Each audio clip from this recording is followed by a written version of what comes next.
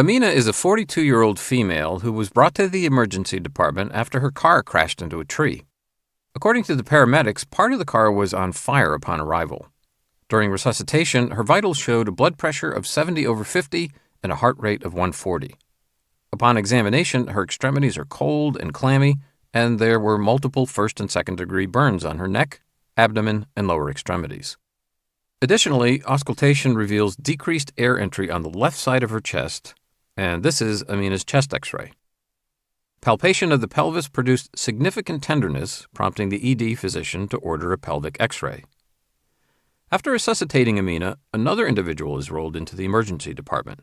Anastasia, 77 years old, comes in with high fever and chills and a 5-day history of dysuria and flank pain. Her blood pressure is 80/40, and her heart rate is 120 beats per minute. On examination, her extremities are warm and flushed. Both people have a life-threatening condition called shock. Shock is defined as inadequate organ perfusion that results in hypoxia and cellular damage. Perfusion of organs is normally maintained by the arterial blood pressure. The mean arterial pressure is equal to the cardiac output times the systemic vascular resistance. So any alteration to the components of this equation can potentially lead to shock. On the exam, look for hypotension as an initial clue for shock. Others include tachycardia, decreased urine output, and altered mental status.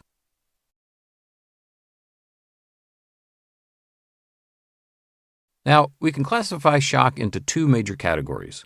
There's cold or low cardiac output shock, and warm or distributive shock, where there's decreased systemic vascular resistance.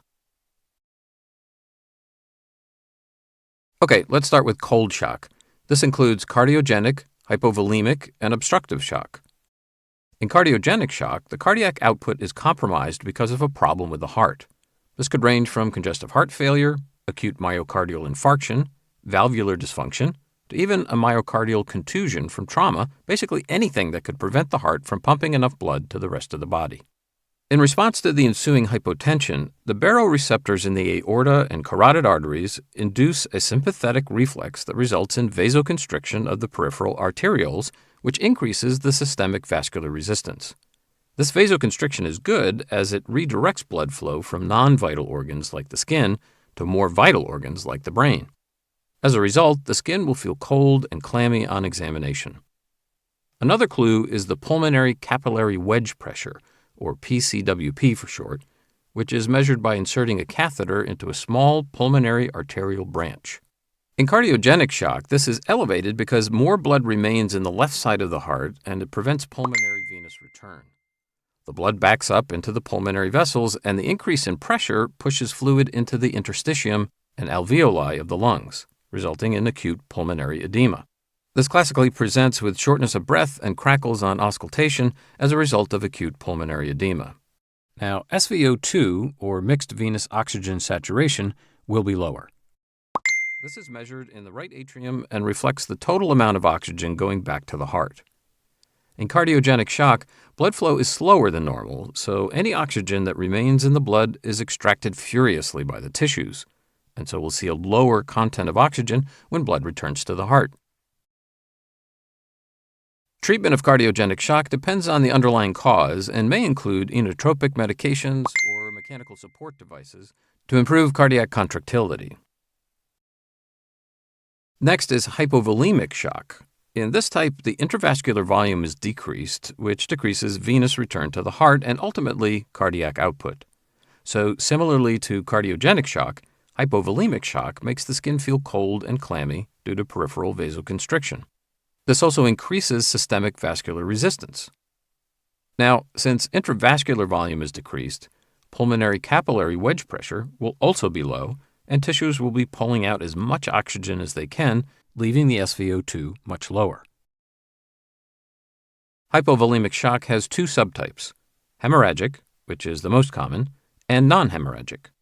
Hemorrhagic shock usually results from blunt or penetrating trauma, such as injury to the liver, spleen, or long bone fractures like femur fractures. Other causes of hemorrhagic shock that are non-traumatic include variceal bleeding or postpartum hemorrhage.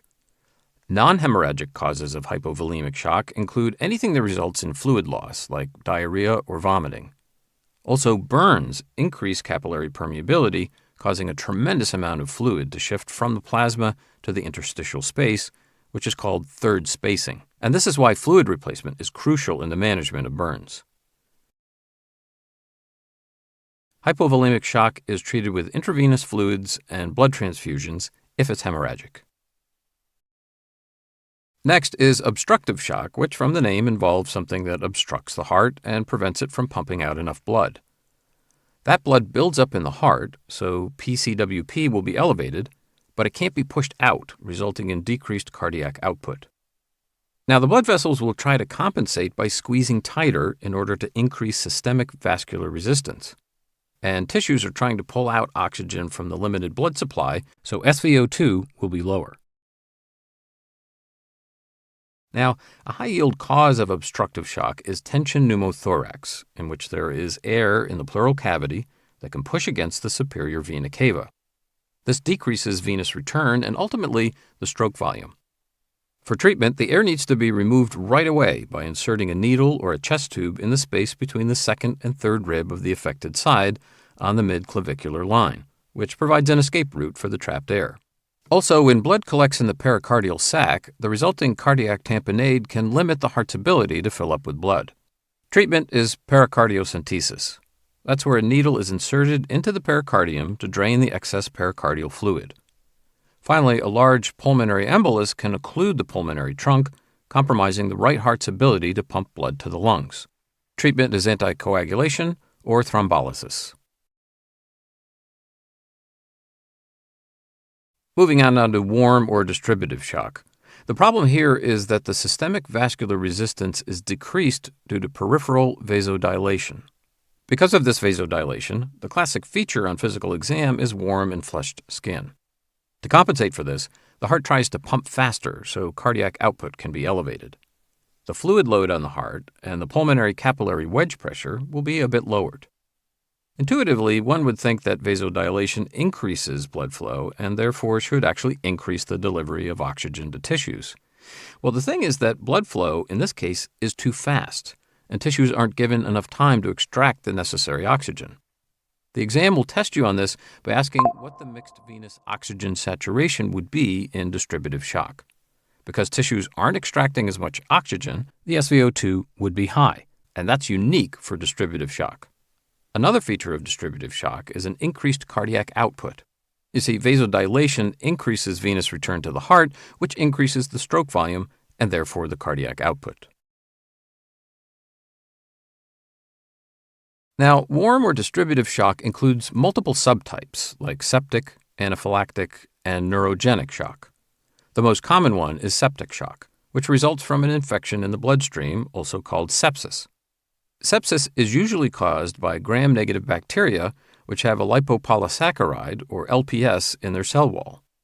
Lipopolysaccharides are endotoxins. They consist of lipid A and polysaccharide. For your exams, remember that lipid A is responsible for the toxicity of gram-negative bacteria. The endotoxin triggers macrophage activation, resulting in the release of cytokines, like IL-1, IL-6, and TNF-alpha, causing the vessels to dilate and become leaky. TNF-alpha can also damage the endothelium of blood vessels, releasing a substance called nitrous oxide, which causes massive vasodilation. Another high-yield concept is that sepsis increases the release of tissue thromboplastin, which leads to abnormal activation of the coagulation cascade.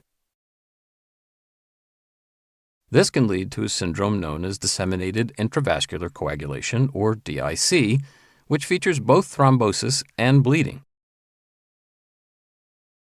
Some clinical features that would suggest septic shock include decreased or elevated body temperature with chills or rigors. And depending on the source, head and neck infections like meningitis might be accompanied by severe headache, neck stiffness, and altered mental status. Pulmonary infections like pneumonia may have a cough, especially a productive one, shortness of breath, and focal crackles on lung auscultation. Cardiac infections, like infective endocarditis, classically present with a new murmur, especially in individuals with a history of IV drug use or artificial valves. Gastrointestinal infections can cause nausea, vomiting, diarrhea, or abdominal pain. Pelvic and genitourinary infections like pyelonephritis are often accompanied by pelvic or flank pain and dysuria, frequency, and urgency. And finally, bone and soft tissue infections may have localized pain or tenderness, as well as swollen, red, and warm areas. Broadly speaking, septic shock is treated with intravenous fluids and broad-spectrum antibiotics. All right, the next subtype is anaphylactic shock, which is essentially the most extreme reaction to an allergen, like a bee sting. Remember that this is a type 1 hypersensitivity reaction, where in response to the allergen, mast cells are activated, releasing vasoactive mediators like histamine and bradykinin that cause massive vasodilation. Histamine also causes the muscles in the bronchi to constrict, resulting in wheezing. In addition, the massive vasodilation causes fluid to exit the intravascular compartment and extravasate into the interstitial compartment. This causes edema, which can be life-threatening if present in the airway. As soon as anaphylaxis is suspected, the first and most important thing to do is inject epinephrine intramuscularly. Epinephrine increases cardiac output, relaxes the smooth muscles of the airway, and causes vasoconstriction, all of which leads to increased blood pressure and reduced movement of intravascular fluid into the interstitial space, which reduces mucosal edema. The final subtype of distributive shock is neurogenic shock. In this subtype, injury to the central nervous system results in loss of the sympathetic tone. As a result, the balance is tipped toward the parasympathetic system, causing massive peripheral vasodilation. For your exams, it's high yield to know that unlike the other subtypes of distributive shock, impaired sympathetic response to the heart here results in decreased cardiac output. On top of that, the heart rate is also decreased. Remember that this is unique to neurogenic shock, as in all other types of cold or warm shock, heart rate is increased to try to compensate for the low blood pressure. Now, causes of neurogenic shock include spinal cord trauma, traumatic brain injury, or intracerebral hemorrhage. Another clue on exams would be the absence of reflexes below the level of the injury. All right, as a quick recap, shock is a condition where there's inadequate organ perfusion that leads to tissue hypoxia and cellular damage. There are two main types of shock: cold shock, where extremities feel cold and clammy, and warm or distributive shock, with warm and flushed extremities. Types of cold shock include cardiogenic, hypovolemic, and obstructive shock. Cardiogenic shock can be caused by congestive heart failure, acute myocardial infarction, or valvular disease, and there's a low cardiac output, a high systemic vascular resistance and PCWP, and a low SVO2. Hypovolemic shock most commonly results from traumatic hemorrhage, but can also be non-hemorrhagic, such as vomiting or diarrhea. It has a low cardiac output, increased systemic vascular resistance, decreased PCWP, and a low SVO2. Obstructive shock is commonly caused by tension pneumothorax, pulmonary embolism, or cardiac tamponade. Cardiac output is low, systemic vascular resistance and PCWP are high, and SVO2 is low. Finally, distributive shock includes multiple subtypes, such as septic, caused by an infection in the bloodstream, and anaphylactic shock, caused by an extreme allergic reaction, where cardiac output is high, systemic vascular resistance and PCWP are low, and SVO2 is increased. And neurogenic shock, caused by injury to the CNS, where cardiac output, heart rate, systemic vascular resistance, and PCWP are all low, and SVO2 is increased. Okay, back to our cases. Amina presents with hypotension and tachycardia, which points us towards shock. The fact that her extremities are cold makes us think of cold or low cardiac output shock, with the most likely subtype being hemorrhagic hypovolemic shock, considering her involvement in a car crash.